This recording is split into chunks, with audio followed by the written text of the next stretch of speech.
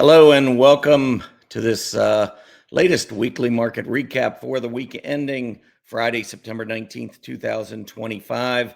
I'm Tom Bowley, Chief Market Strategist at earningsbeats.com. It is a pleasure again to be with everyone this weekend. It was quite a week. Last week, we saw the Fed finally, after months, finally decide to cut rates again, continuing the rate cuts that we saw at the end of 2024. Not only did we get a 25 basis point reduction on Wednesday at 2 p.m. Eastern, the Fed did also point to the likelihood that we are going to see two more rate cuts in 2025. I think the market really wanted to hear that. We immediately saw a big spike to the upside in small caps and the rest of the market, but particularly in small caps. And then after a quick reversal in the other direction, on Wednesday afternoon, we did finish the rest of the week pretty strongly. Thursday, we saw a big day for the small caps. Friday, we saw more strength in the large cap technology area. But all in all, it was a really good week for equities in the U.S. And we do look now to a fourth quarter where we are expecting to see rates drop. So all in all, I think it was a really good week. I think we got exactly what we wanted from a bullish perspective from the Fed, as we will now start to look ahead to some lower interest rates, most likely lower mortgage rates. We saw mortgage rates down last week compared to the week prior, and mortgage rates are now down about 10% from where they were back in January. January, the average fixed rate 30-year mortgage was up just a little over 7%. Last week, down closer to 6.25%. So we've got mortgage rates heading in the right direction. I think what the stock market is now doing is pricing in the likelihood that we're going to see a strengthening economy down the road. And with lower interest rates, those future earnings from a strengthening economy will be priced at a much higher level. So it's really nirvana for equities, this kind of an environment where you can look forward to future rise in earnings, and also those earnings being more valuable because of the lower interest rate environment. So that's really what we're looking at. We've been talking about this for weeks and months, that, S&P 500 was heading for 7,000. We finished last week at 6664. We're not that far away, and we still have a few months to go. The big question is going to be some seasonality, and we're going to talk about that in just a minute. But let's go ahead and take a look at the action from last week, and then we'll get into some of those look-ahead charts, looking at maybe some potential seasonal weakness, and then maybe some things to expect in the fourth quarter. So let's start out first. Russell 2000 gaining 2.25% to lead all the major indices last week. NASDAQ, like I said, really strong Friday, came bouncing back up almost 2.25 as well. So almost hand in hand between the small cap Russell 2000 and that large cap, mostly technology, NASDAQ 100. S&P, though, up over 1%, close to 1.25. The Dow Jones gaining 1%. Mid caps flat. And again, transportation lagging. I don't really have an explanation for this one. Normally, when we see the S&P 500 strengthening, and normally when we see interest rate cuts, we would see transportation stocks doing well. So that's the head scratcher for me, is that we just really haven't seen much in the way of outperformance by transports over the last few weeks, after they did show strength. Remember, we went through that period for about 4 to 6 weeks where it seemed like transports were leading almost every single week. And that really has died off here over the last few weeks as transport has lagged. Moving on to the sectors, technology leading last week, gaining almost 3%. Communication services up 1.75%. Those were the two groups that outperformed the S&P 500. 9 groups underperformed, but that's not unusual when you have a strong week and technology leads. Remember, technology is 33% of the S&P 500. Now, when you've got the S&P 500 as a whole, and you've got these 11 sectors that all make up the S&P 500, to the extent that you have some outperforming the S&P 500, it just makes perfect sense that many others are going to underperform. And when you've got technology leading 33% of the S&P 500 leading in that technology area, then most other areas are going to lag. That's just the way the math works. So, but this is a good thing. It's always good to see the growth areas leading the market. And to be quite honest, we normally don't see that during the month of September or even into the fourth quarter. Normally, that's when many of the growth areas kind of take a period of rest after leading the market through the summer months. That's the way the entire secular bull market since 2013 really has played out. But anyhow, technology having a big week last week, communication services as well. And you can see the third best group, consumer discretionary, barely lagging the S&P 500. But anytime you have these three aggressive groups leading, that normally is a sign of a pretty good week. Throw in the other two aggressive areas, industrials and financials, and you've got the five aggressive groups all in the top five spots last week. It's very difficult to be bearish when you're seeing that kind of action. And that's exactly what I would expect to see when the Fed comes out, not only and lowers rates, but then essentially tells the market that we're going to get two more rate cuts before the end of the year.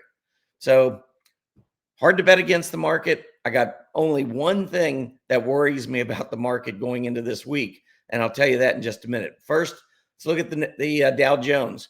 So the Dow Jones, this was a chart that I showed not that long ago, probably over the last couple of weeks, but nice uptrend in play. And then we had an inverse head and shoulder pattern. This is a bullish continuation pattern, meaning that whatever the prior trend was, that's the direction we should see in terms of a breakout from the continuation pattern. And that's what we've seen with the Dow. So we had an uptrend followed by this bullish continuation pattern, and then a breakout of the neck above the neckline. And you can see the Dow now closing last week for the first time above 46,000, first time ever. This pattern actually measures up to 53,000 on the Dow. And I suspect probably in the next 6 months, we're going to hit it. That's what I would look for in the Dow Jones. So I mentioned that 53,000 target when we were down closer to 45,000. Now we've picked up 1,000 points since then. I think we're going to pick up probably another 6,000, 7,000 points over the course of the next, sometime in the next 3 to 6 months would be my guess. S&P 500, I got a few charts I want to show you here. First, here's just the S&P breaking out, the QQQ versus the S&P. Look at the growth, more growth-oriented NASDAQ 100 versus the S&P 500, which is also growth-oriented, but it's not as growth-oriented. So when you're comparing the QQQ to the SPY, it's going to have a little bit more of a growth flavor to that ratio. So when the ratio is going up, it's telling you that there's more of a risk-on environment in the market. Same with these other growth, more growth-oriented versus value-oriented looks at the market, or at least looks at sustainability ratios, which is what I like to call them. So consumer discretionary versus consumer staples moving to new highs. Russell 1000 growth versus Russell 1000 value. These are the large cap names within the Russell index. Large cap growth versus large cap value breaking out to a new high. How about another large cap growth versus large cap value index breaking out to recent highs, although we still have a little bit of room to go to take out the high from back end of last year, earlier this year. Mid cap growth versus mid cap value breaking out to new highs.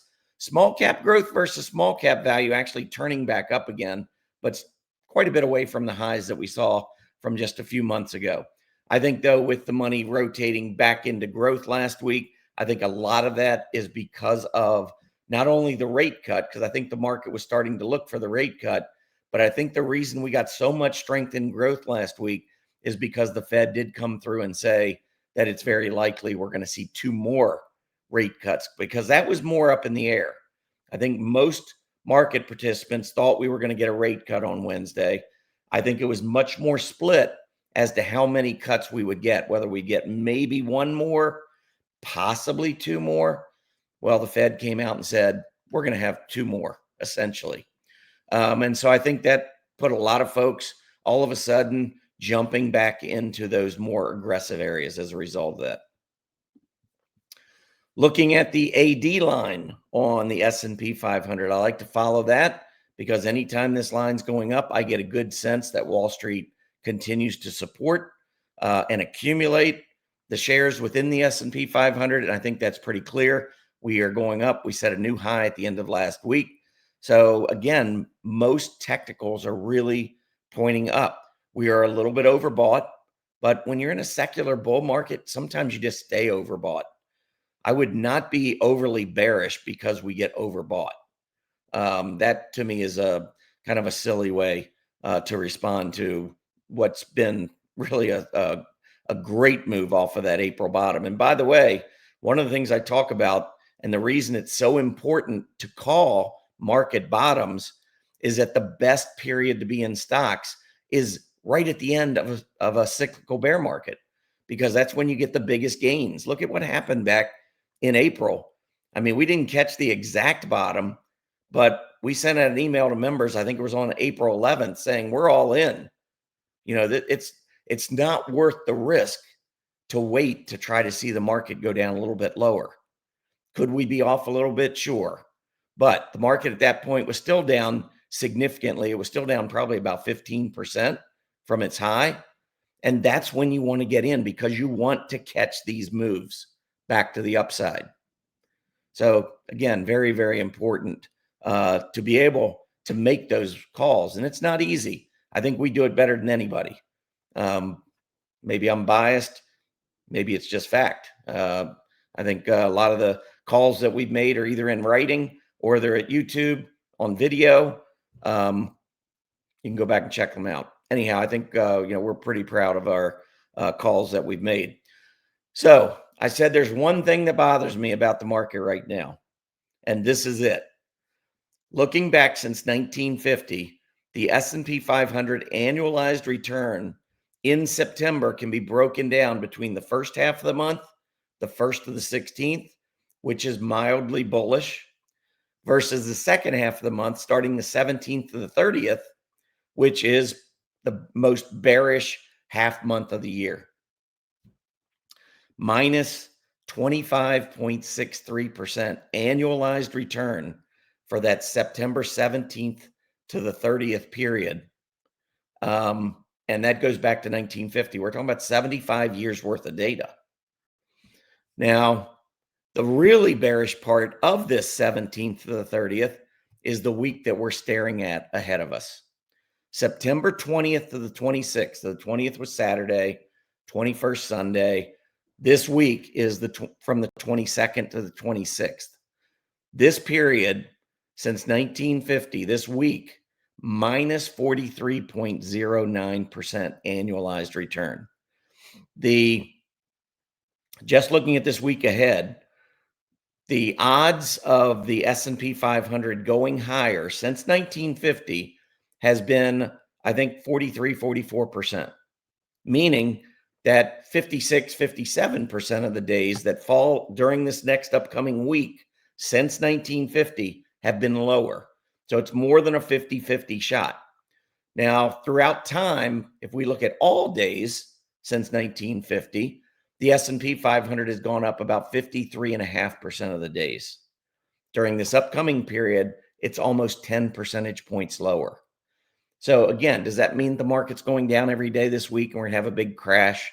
No, that's not what I'm saying. Please don't misunderstand me. All I'm doing is pointing out tendencies in the market. That's all history does. I am much, much, much more heavily swayed by the current technicals in the charts than I am by history, because some Septembers, the market's in bad shape going into September. The summertime can be a rough period.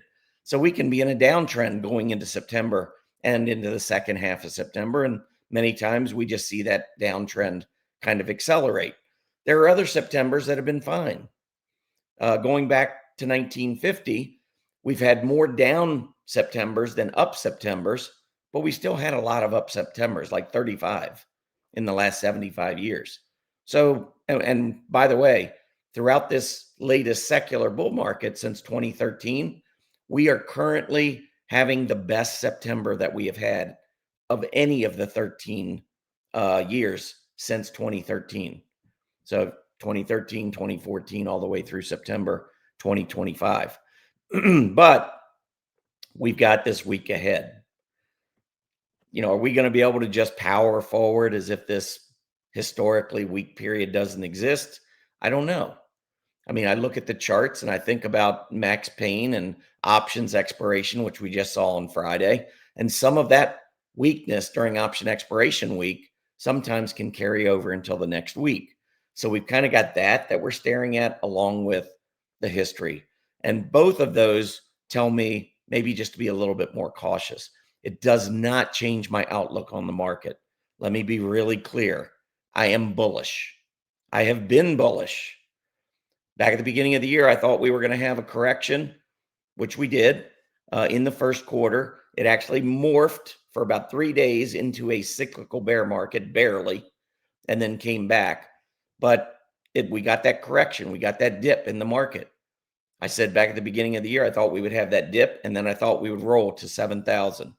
We had that dip, and now what are we doing? We're rolling towards 7,000. So I don't see anything here that tells me that we are going, we're getting ready to do something bad. I mean, I just showed you those sustainability ratios with all the growth versus value ratios going higher. That's a really good sign that what we're seeing in terms of an advancing market, that it continues. So short term, yes, we got a couple issues this week coming up. If we were to drop 2 or 3%, I'd come on here next week and say, I'm not shocked. If we kept going higher, I'll come on here next week and say, I'm not shocked, because technically the technicals are pointing us higher. I would not be shorting this market under any circumstance. That's just, I believe I'm a momentum trader. I go with the trend. I believe the market obviously is trending up, and I think ultimately it continues to do so. So I have no interest in trying to time a brief period of movement to the downside during what I believe is a very strong secular bull market advance. NASDAQ 100 breaking out all-time high. All-time highs on the Dow Jones, S&P 500, NASDAQ 100, Russell 2000. All of them across the board, all-time highs this week. Here is your small cap. You can see the move right here on Thursday, big day on Thursday, which took out the highs that we saw in November of 2024. That set the all-time high. And if you remember this bottoming head and shoulder pattern? I talked about this probably back in June. And this is when I said small caps I thought could go up to, I think it was 248 to 250 measurement. That measurement based on the distance from the neckline down to the head, the inverse head. So that was from about 210-ish on the breakout down to about 171. So what is that, 39 points? You add that to 210, what do you get? 249. We got up to almost 246 on Friday before pulling back in the afternoon. But I said back then, I liked the IWM to its measurement, and here we are, nearly at that measurement. Now, the beauty is, with lower rates continuing, I don't think this is going to end for the small caps. I pointed out to members the other day that there's actually another head and shoulder pattern that's been broken that measures up significantly higher. And I think there is going to be a rush into the small caps. We've already seen it for the last 3 months, and I'll show you what I'm talking about in just a few minutes. But let's keep going here, and I'll get back to the small caps in a few minutes. Financials, XLF. I point this out because usually financials do well, especially banks, in a lower interest rate environment. Let's pull up the banks. Check them out, breaking out again. I think this lower interest rate environment is going to continue to favor many of the banks, many of the regional banks, the smaller mid-sized banks that did not perform nearly as well as the large cap banks. I think they're going to continue to play some catch up over the next few months, maybe next 6 months, as we continue to see rates come down. Remember, the market looks ahead. Market's always anticipating what we're going to get. So as we look toward rate cuts in the fourth quarter and perhaps more rate cuts in 2026, we're going to see it in areas like the banks. And that's, I think, why we're seeing what we're seeing right now. I do want to point out, and I've shown this recently, it might be redundant, but I want to show it again. Financials love the fourth quarter of the year. So what I've done here is I've pulled up a seasonality chart that goes back 13 years to 2013, because that's when the S&P finally cleared the 2000 and the 2007 highs. That happened, I think it was April 10th, 2013. Since then, we've been in a secular bull market. And so what I wanted to do here is point out during this secular bull market, how financials have performed relative to the S&P 500 throughout the calendar year. Take a look at the fourth quarter. Look at the average outperformance. I'll zero in here for you. So October, November, and December, the XLF. Now, this isn't banks. This is just general financials. The financials, that sector, has outperformed the S&P 500 on average by 3.6 percentage points during the fourth quarter. If you add up October, November, December, that's 3.6% average outperformance in the fourth quarter for the last 13 years. So if you're building a portfolio for the fourth quarter, probably makes sense to put in a few leading financial companies. Definitely banks. Citigroup is in our model portfolio. Citigroup's been a great performer, continues to perform exceptionally well relative to the other banks. There are many regional banks that have been performing well. Certainly can go in, check it out. Just look for stocks showing relative strength to their peers. But if you look at this fourth quarter, outperformance average 3.6%. Let's look at the other quarters. First quarter, minus 1.2%. Second quarter, minus 1.3%. Third quarter, flat, up 0.4%. So relatively flat. And then all of a sudden, fourth quarter, plus 3.6%. This is nirvana. This is the sweet period for financials. And with rates coming down, I cannot see this group not at least performing as well as the S&P 500. I think we're going to see leadership again. All right. Got a huge event coming up next Saturday. I talk about this all the time. I tell folks I don't watch the news. I do not watch the news. It enables me to avoid being distracted and being brainwashed, and to simply focus on what the charts are telling me. And I know that goes against the grain. And a lot of people always, when I make my calls, folks are always like, you're nuts.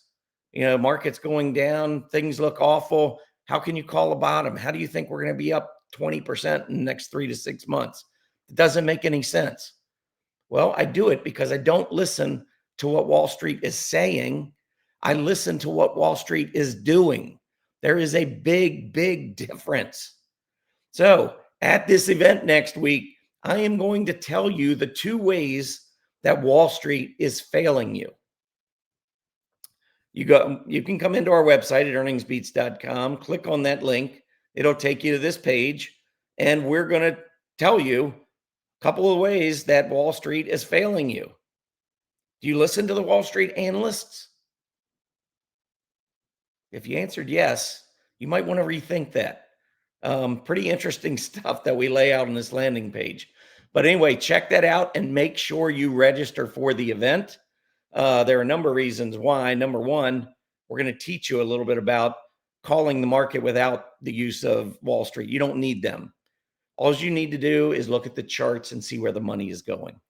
It's much, much easier than most people realize. Most people think the market's crooked, can't figure it out. It's just this random thing that happens. And, I get excited because, the jobs numbers are good. And then all of a sudden the market starts a bear market. It's like, why?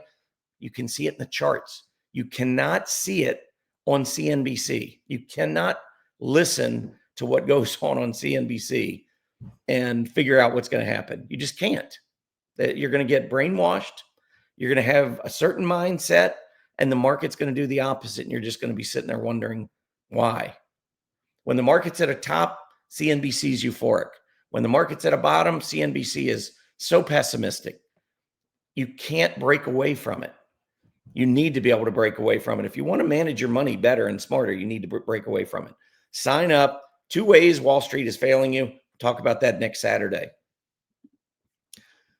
So, speaking of performance, This is on our website at Earnings Beats. And this is our performance in our portfolios relative to the S&P 500. So our flagship portfolio, our model portfolio, we started this almost 7 years ago now. It was November 19th, 2018. This quarter, our model portfolio is up 6.98%. The S&P is up 3.95%. So almost a double. If you look at our performance since 2018, our model portfolio up 353%. The S&P 500 up 147%, more than double. Our aggressive portfolio, which has certainly been much more volatile, but this quarter, more than double, up 8.93, almost 9%.